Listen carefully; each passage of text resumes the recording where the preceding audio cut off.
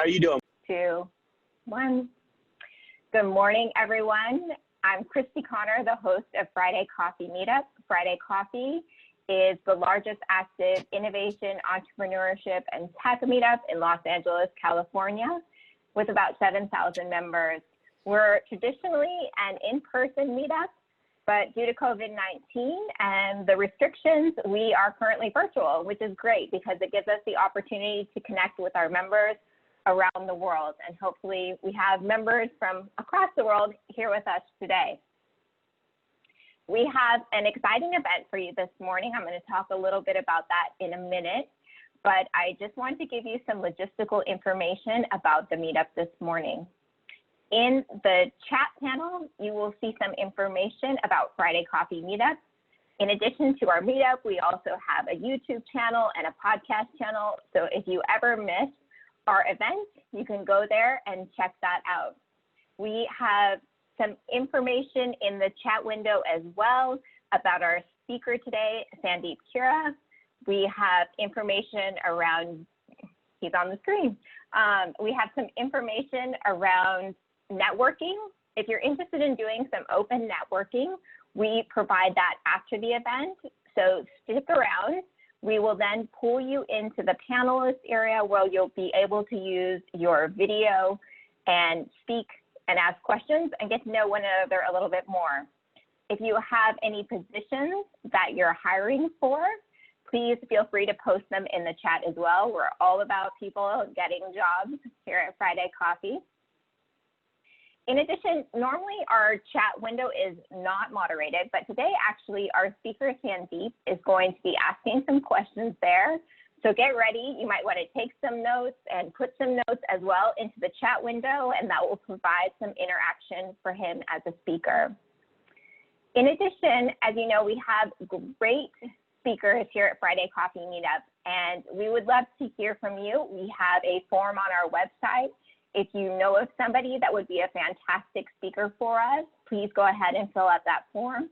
On the bottom of that form, you will also see kind of the criteria that we look for. Our speakers are very special, and so we have some certain things that we look for in our speakers. So check that out as well when you are recommending a speaker. I think that wraps up the logistical information. I do want to thank all of our members. We appreciate you sticking with us during this challenging time. We are a community, and so we're so happy to still be together with you even during this crisis, and that we can provide support to one another and learn from one another. And in addition to our members, we also have a huge group of co-organizers behind the scenes that make this all happen. So although you are seeing my face right now, I am just one of many who help us do things from finding our speakers to running our YouTube and podcast channel to all the logistics that it takes to make this happen. We are also sponsored by Echo Factory. They help us with resources and money and make this thing get off the ground. So we are grateful for them and their sponsorship. This morning, we have a really exciting speaker here with us. We have Sandeep Khera. He's going to talk to us about leading and developing culture. He is going to give us some tips on facing challenges, resolving conflict, and building culture, especially in this time of COVID-19. He is a fellow entrepreneur and business leader here in Pasadena, California. He also mentors startup companies and runs a private advisory board for CEOs and business leaders in the area. In addition, he's worked in leadership roles across a number of organizations. So we are so excited to have him here with us this morning. Welcome, Sandeep. Thank you, Christy, for the generous introduction. I appreciate it. And thanks to Mike Schaefer as well at Echo Factory for the invitation. So good morning, everyone. Our purpose here is to gain some practical skills for leading yourself and building culture during a time in which we're working remotely, feeling distanced, if not a little distracted. You'll want to take some notes as we go. So in terms of takeaways, today you'll learn a process for effective listening, how to have conversation and dialogue that leads to more agreements, and how to increase feedback, both the feedback you're giving as well as the feedback you're getting. So you're going to get clear on some actions you can take to impact your people during this time of change. And let's take a minute to check in together. So I'll direct you to the chat window. And if you would, kindly answer this question. In 3 to 5 words, what's your mindset today? In 3 to 5 words, what is your mindset today? And I'm going to add mine, which is patient, confident, and excited. Cool. We have cat, open, curious, focused, a little overwhelmed going on, learning, calm, determined. Awesome. Keep them coming. And also in your notes, what story have you made up? What story are you operating from right now in your life and in your work? And if I may quote Napoleon Hill, you get what you expect. Whichever way I see anything, I'm right. So I'm drawing attention to our mindset, since communication and building teams starts with how we view things. And I'll share a couple of stories from my work. Working with a leader of a professional services firm, we began our conversation. He said, I'm angry and I'm tired. I'm in a position where I'm basically feeling like I'm stuck without any help. And as we talked through this, the mindset he shifted to is, this too shall pass. And so you can imagine how this shifts him from feeling consumed and distracted to more positively engaging the team. And one other story from a software development firm, and the leader said, you know, honestly, my people right now, they're somewhat negative and they're complaining. It's a lot to do, and in fact, it's too much, and that's what I keep hearing back. And so the story I'm operating from is, how will we ever grow with this going on? And as we worked this topic, the story she shifted to was, you know, right now, we need to be uncomfortable in order to win, be uncomfortable in order to win. And so she's shifting from a place of accommodating her team and her employees to having an honest discussion with them, to challenge them, because we need to be uncomfortable in order to win. So take a moment and make sure you have, what story are you operating from right now? And these stories, they drive the dialogue we're having. They can also distract us from truly listening. So with that, let's move to part 1, which is listening. Cool. I see some additional mindsets coming in. All right. So part 1, listening. The mnemonic I really like from the book Results-Based Facilitation is, are you listening? So if you would kindly write down R, the acronym A-R-E, are you listening? The A is for acknowledgement. And the way we acknowledge is with our body language, with our eye contact, with the small sounds we make. Yep, gotcha, okay. And I think Zoom's fantastic because it's the first time where we get feedback on how we show up as listeners. So I notice as a listener, I tend to do a lot of nodding. Nodding is my thing. I also have some movement in my listening. It's not a completely static sport. And I tend to smile, maybe because I realize that staring at a poker face on the Zoom screen is not much fun. So A is for acknowledgement, and this is about forming a connection as a listener. The R is for rephrase. This is how we show our own understanding. And we play back what we're hearing in our words. We want to be succinct, and this is not an opportunity to insert our own story, which we'll talk about in a minute. A for acknowledgement, R for rephrase, and the E is for explore. So we're probing for more. We're letting the person unfold the issue or topic, and we're aiding their discovery as well as our own with open-ended questions. And open-ended questions oftentimes start with a what or a how. Well, what do you mean by that? How did you arrive at that conclusion? And if we can come from a place of curiosity, the questions will most likely be open-ended. So A for acknowledgement, R for rephrase, and E for explore. Are you listening? So back in the chat room, let's do a quick poll. On a 1 to 10 scale, 10 being high, being highly effective, how effective of a listener are you? I'm gonna give myself an 8 because I work at it. Awesome. 9s and 8s and some honest 6s and otherwise. Highly most of the time from Toby. Cool. Awesome. And related, in the chat room, what's one skill you can improve upon to be an even better listener? One skill you can improve upon. It depends on the day. I hear that, Meg. Depends on my mindset too. Focus, patience, from Jacinth, mindfulness, intention. Yeah, wonderful. Keep it coming. You're writing your own homework assignment. So what I would recommend is practice. Slow, powerful listening takes practice.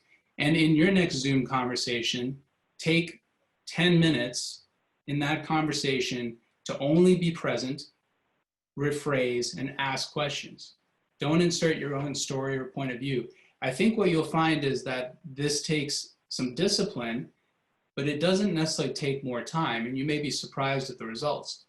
The benefits of practicing listening, because it is a skill, is that you increase your own learning, you expand your people's capability for solving their own problems versus rushing in to solve, which some of us like to do, and we can create a caring environment, one in which dialogue and feedback are now possible. The quote that I really like here is that listening is so close to love, people can't tell the difference. Listening is so close to love that people can't tell the difference. With good listening skills, we can get into conversation. So let's turn to part 2, which is about dialogue. From the book, Crucial Conversations, the definition of dialogue is the free flow of meaning between people. And if you'd like to visualize this, I know not everyone here is a visual learner, but if you'd like to visualize this, think of a shared pool of thoughts and meanings. This is inherently complex and murky because we're dealing with interpretation, and not necessarily interpretation that we see going on. The model for conversation is this. It has 4 parts, and you'll want to jot down: we see and hear, that which we observe. We then tell a story to ourselves. We add meaning to what we see and hear, which determines how we feel, and then we act. Our thoughts, words, and actions. And oftentimes we jump to feel and act. Think about your last conversation with a loved one or in the workplace when things are moving quickly. We jump to feel and we act. To have an effective conversation with all that's going on in our minds and in the world today, we must separate the pieces and start with the facts. So I'll share a story from my work in working with the leader of an arts organization. She's working on a new initiative, and in response to a lack of buy-in around this important initiative, we were considering her revised approach. And it kind of sounded like this the first pass: I need your help with this, and I'm wondering what part you might be willing to lead. And as we talked about it, that wasn't really gonna move the needle any more than prior attempts. So her version 2, her version 3, her version 4 sounded something more like this in practice. I'd like to talk about our last conversation. I noticed we kind of stalled. How was it for you? Yeah, it was kind of a bummer for me too. I was hoping we would get further. How might we approach this differently? So you notice initially it's jumped right to how I feel, what I need, and action. And there's a little bit of rewinding that we can do to start with the story, the interpretation, invite some conversation, ask some questions. So here are some tips for dialogue. You do want to start with the facts. Start with what you notice and observe. If you want the torture test for this, take it home to family life, where we're oftentimes jumping to feel and act. Start with the facts, what you notice and observe. Do share your interpretations, because they're going to differ from other people's interpretations. And based upon common agreements, do build on mutual agreements. That's where a great conversation goes. The thing you want to be careful of is do not ignore safety. When we've overstepped or it's gotten personal in a bad way, we oftentimes know to apologize. I didn't mean it like that. That's not quite what I intended. I want to give you another tool, which is not apologize, it's clarify. And this can be quite powerful in business conversations and also in our personal conversations. Clarifying respects that we're dealing with rational conversations, but emotional human beings. That's the way it is. And the language is this: I don't want to, I do want to. So here's a made up real-time example. Friday coffee meetup community, I don't want to patronize you with things you already know. I do want to break down and reinforce basics that work. I want to give you a system. Notice how that resonates with you when using the language, I don't want to, I do want to. Rational conversation, emotional human beings.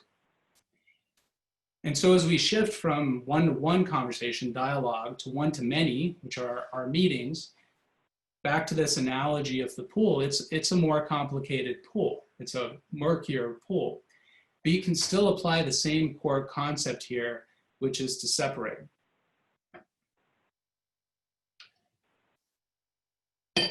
In our Vistage peer advisory work with 14 CEOs around the table, the model we use is questions separated from suggestions.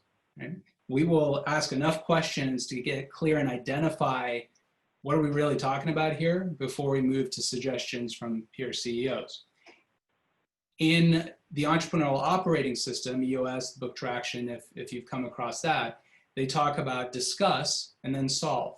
And there's a step of identifying. And the argument is that many times in business, we spend a lot of time discussing, but not enough time actually identifying what the core issue is so that we can move to solving. In her book, Radical Candor, one of my favorites, Kim Scott talks about debate before you decide. And somewhere in there is identify exactly what we're debating and be clear. She even recommends split it into 2 different meetings.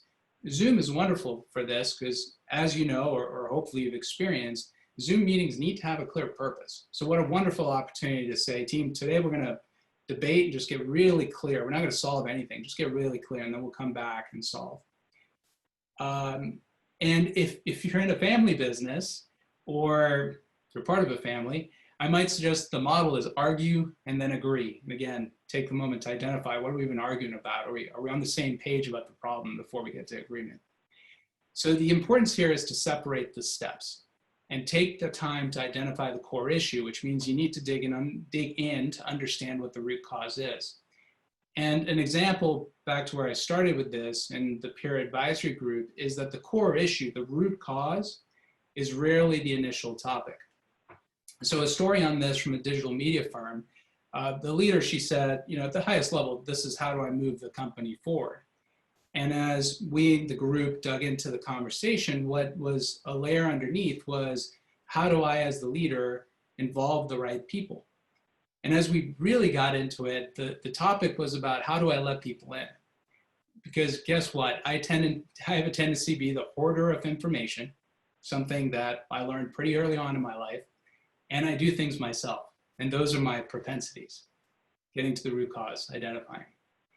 So the takeaways here are that in your conversations, you can separate out discussing the facts from the meaning, which is the story we tell. We all love to tell stories. We love to tell stories. So start with the facts. And start with the facts and then before we get to the meaning we assign and before we get to solving, agreeing, and deciding. All right, so I've thrown a bunch of things at you. Let's see what's stuck here. Back in the chat room, what's one step that you can incorporate to make your dialogue or meetings more effective? Clarify, clarify, clarify. That's good, Kat. That word, Kat, clarify, is one that my members really like when there's an effective coaching session or a discussion with the group that goes really well. Oftentimes what you hear is not like, oh my God, I'm blown away by the ideas and solutions, but is, I have a greater degree of clarity on what's going on for me. That's wonderful. To paraphrase, everything depends on clarity. Wonderful. Great. All right, so with good listening and healthy dialogue, we can now better encourage better behavior for a better culture and better results and outcomes. And so we'll move to part 3, which is feedback. And the thing that I've cobbled together here based upon my readings like Radical Candor and the work with Vistage and this kind of my own little mnemonic is feedback, it must be said. So if you would kindly jot down on your paper, it must be said, where SAID is the acronym SAID. Let's first start with why feedback. So feedback is to build a transparent culture focused on people having the chance to progressively get better. That's only going to happen if we're willing to share both types of feedback, which are praise and criticism. And the 4 steps here are S for situation, A for action, I for impact or future implication, and D for some discussion. So you might notice, just even as I lay that out, that we're focusing the feedback on the behavior, situation, action, implication, then some discussion, because we're wanting to be respectful towards the person. And these are the 2 things that oftentimes people have a hard time balancing, the behaviors versus the person. So an example of this, made up example, is like this. Hey, Christy, are you open for an observation, maybe a little bit of feedback? At times I notice a pattern of starting our Friday coffee meetings a little bit late, and the impact it's having on me as a speaker is I'm ready to go, and I feel like we lose a little precious time. I don't know, maybe this impacts other speakers as well. Just wondering, what's that all about? And what could we do about it? So notice how that strikes you. So here are some rules for giving feedback. Do ask for permission. Notice I said, hey, Christy, are you open for an observation? Are you open for some feedback? Unlike what I just did in this made up example, do critique in private and do praise in public. And the thing to be mindful of here is the do nots. Don't use always, never, or you, your, because they're trigger words. We want to keep it about the behavior, not the person. And so you'll notice that I only used you once. Hey, Christy, are you open for some feedback? And the language after that's a little bit funny, but I said, at times I notice a pattern of starting meetings a little bit late. I didn't say at times I notice you start meetings late, because it jabs, right? And so that's the language to be mindful of. So the takeaway here is that you can be direct and transparent with the people you work with, perhaps even the people you're closest to, and you can do it with dignity and respect. And in this light, feedback is a gift. It's a gift for building a better culture. And I'll give you one other suggestion, which is I don't love the word feedback. I mean, the only connotation I can think of is like the speaker and then we put the microphone too close. It's not a pretty audio picture. And so the word that works for me is guidance. And giving guidance is so important to accomplishing what I want to do in my work, what we want to accomplish in our businesses. Praise and criticism. So back in the chat room, I have a homework assignment for you. And it's this. I'd like you to write the initials or the first name of one person to whom you owe feedback, to whom you owe guidance.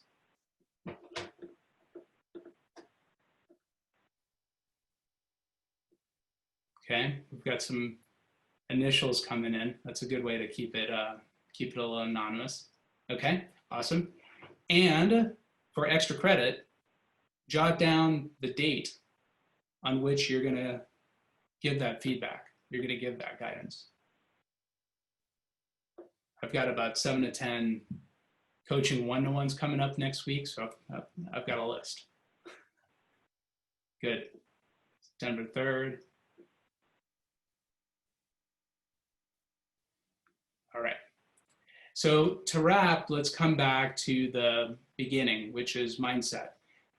We started with, what's your mindset today? What story are you operating from? What story have you made up? And we'll wrap with this. What story would serve you better? What story might serve you better? And I'll share 2 examples from my work, from working with a real estate leader, a substantial construction development firm. He said, I'm optimistic, but I'm concerned. very reasonable given the times, right? And this could have massive impact on our business model. We went through 2008, 2009, that affected us. And as we worked through this, the mindset that he arrived at was, you know what, this is an exciting time if. It is an exciting time if we're willing to explore new models and be open to new opportunities. And this leader and his team are now making changes to the organizational structure that they had penciled. Now they're doing it. They're increasing their networking and they're exploring new types of deals. An interesting story, exciting time if. From a technology platform leader, she said, I'm upbeat. Honestly, we're in a good place and we're in a good shape. And as we talk through this, the story actually changed. The story changed to, we need to change to reach our potential, because I really want to unlock the team. And one thing I'm noticing is I need to provide more transparency. I tend to hold things close. And this team and her leader are finding that there's an untapped source of growth that has to do with organic search traffic that's right under their nose, and they can approach it in a new way through partnerships. So what story might serve you better? And if you're without a story, I'll quote author N.D. Wilson, who says, everything gets harder if you start going on and on about how hard it is. And I'll suggest to you a story that I really like. It's a little nugget of attitude, which is this: it's easy. I like it. Try that story out this weekend. It's easy. I like it. I'm Sandeep. I do this work with 19 executives. I do this work myself.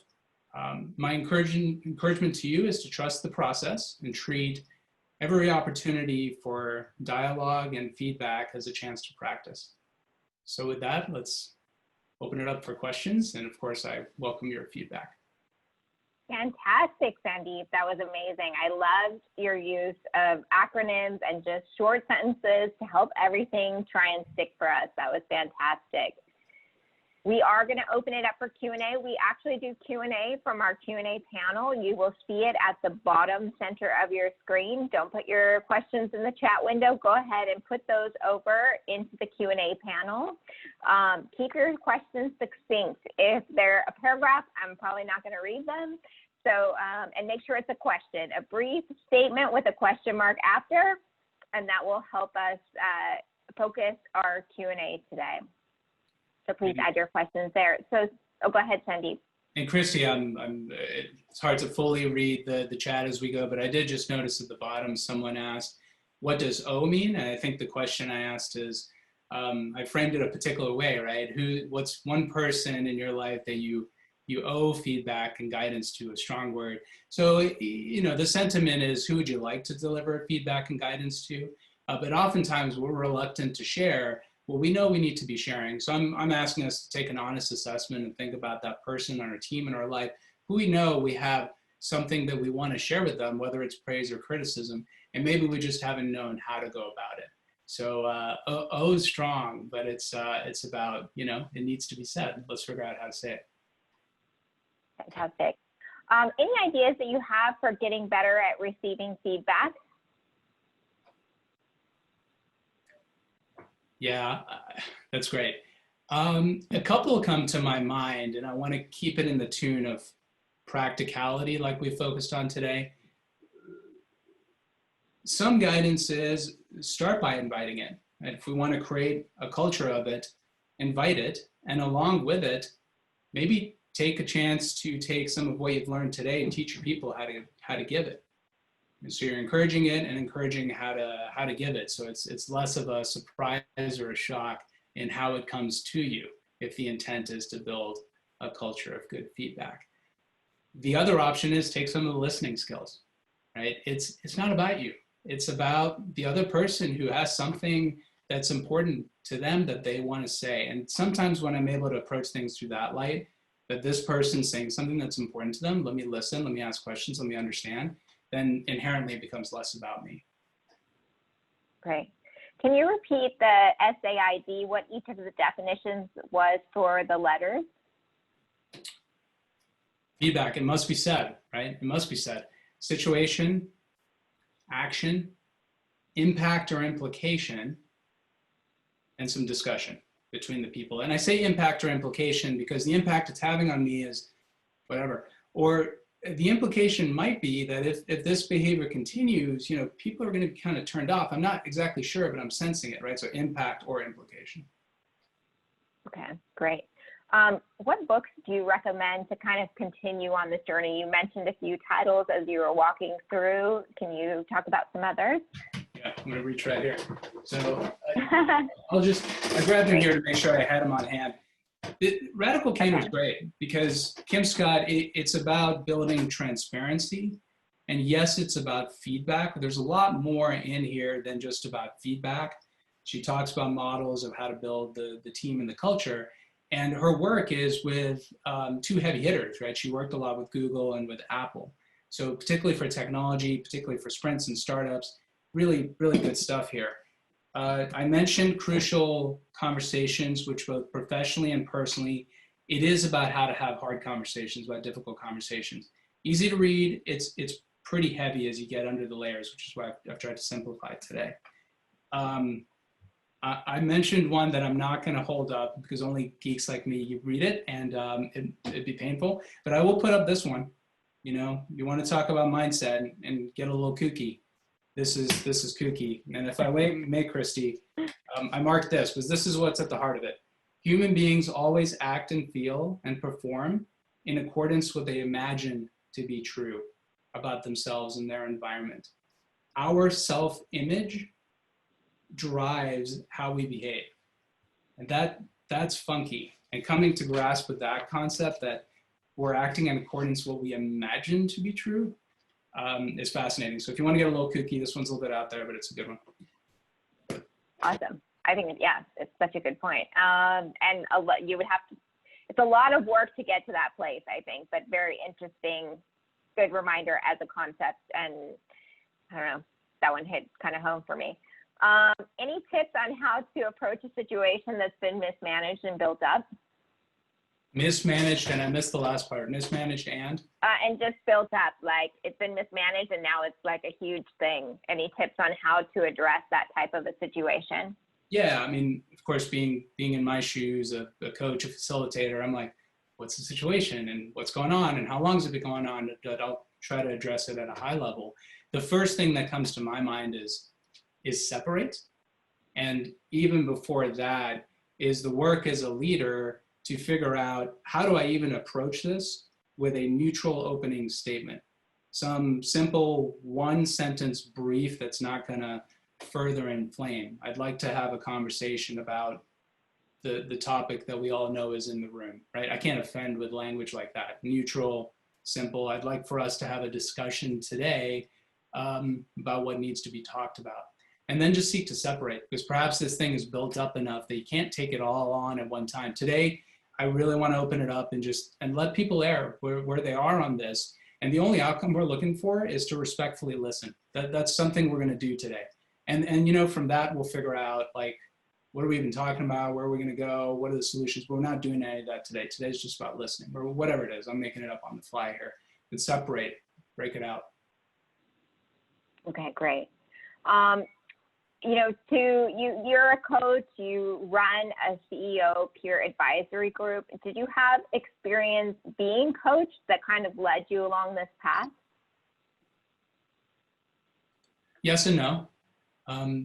I was a part of the peer advisory group as early on as my MBA time. And so through that, got a chance to experience great questions asking in an open forum. And two of my mentors were and remain highly experienced coaches and they're mentors because they're close friends. They're like family to me, right? So they are my mentor / coach, and I've learned a lot from both of them. Right. And any new learning, like how long have you been running the peer group? It's a little bit less than 2 years. Okay. Any surprising learnings that you've had in that experience? Surprising learnings. Things that you've learned through that kind of 2 years that you weren't quite anticipating that you were going to learn? Yeah. there's a number. And it is amazing how quickly people can bond and what they are willing to bring if you create the right environment.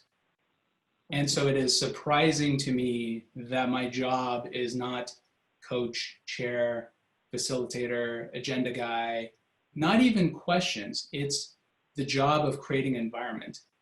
And that's an interesting one to embrace as a leader, that my job is not to do, it's to create an environment, and to see the results that are possible are positively uplifting. I love that. And we did have a question kind of about the types of people that are in your peer group are CEOs, business leaders, and it was formed through Vistage. Can you just talk a little bit more about that? Yeah, absolutely. Vistage, briefly, is an organization that's been around over 60 years. It's the leader in building these peer advisory boards at a CEO level, at a small business level, at a key executive level. And keeping it short, to no surprise, I've built my group around some of the things that are most important for me and my values, which I would summarize as an entrepreneurial mindset, leaders who are creative problem solvers, and an environment that is both caring and challenging, and the combination of those two. Great. Did this bring up anything else for you? We're going to wrap up in a minute here. Is there anything? Oh, well, there was one more question. How do you rate the efficiency of getting a career coach? The efficiency of getting a career coach. So I think what I'm taking from that question is, can it help me? How effective would it be? And the words, what's the benefit? Career coach. So that's a tough one to answer. In all honesty, I'll say it depends on what you're looking for. The type of coaching that I work with is in two areas. We are always focused on the decisions and the most important topics that leaders are facing in their business. And that will take us to areas, secondly, of leadership development, of adult development, of people development. When I hear career coach, I get a sense of where am I trying to go in my career, helping me get some clarity on who I am and where I want to go. Which in part to me sounds like a more limited time engagement that you could work with somebody for 3 to 6 months to help get you some clarity on where you want to go. So hopefully that helps. If that's a topic you'd like to discuss further. I don't per se do career coaching, but I'm happy to share my thoughts and ideas on it. Just ping me. All right, great. And anything else you want to share with us today? Yeah, just one thing. I mean, it was my intention to come from a mindset and a place of patient, positive, and excited. I felt that way at the beginning with Tingles, and I feel that way now. So I'm just reminded that I think mindset, attitude, it's 80% of it, how we show up. So I'm grateful to be here. It's wonderful to spend time with you, Christy. Well, thank you so much. We've really enjoyed having you this morning. I think it's such an important thing to be thinking about in this time, right? How do we lead and build culture, especially in these challenges and transitions that are taking place? So we really appreciate you coming and sharing your wisdom with us and how you create that in the people that you work with, and sharing your tips and tricks. We love those little acronyms that will stick with us for sure. So thank you for that. Thank you. You're welcome, and thank you.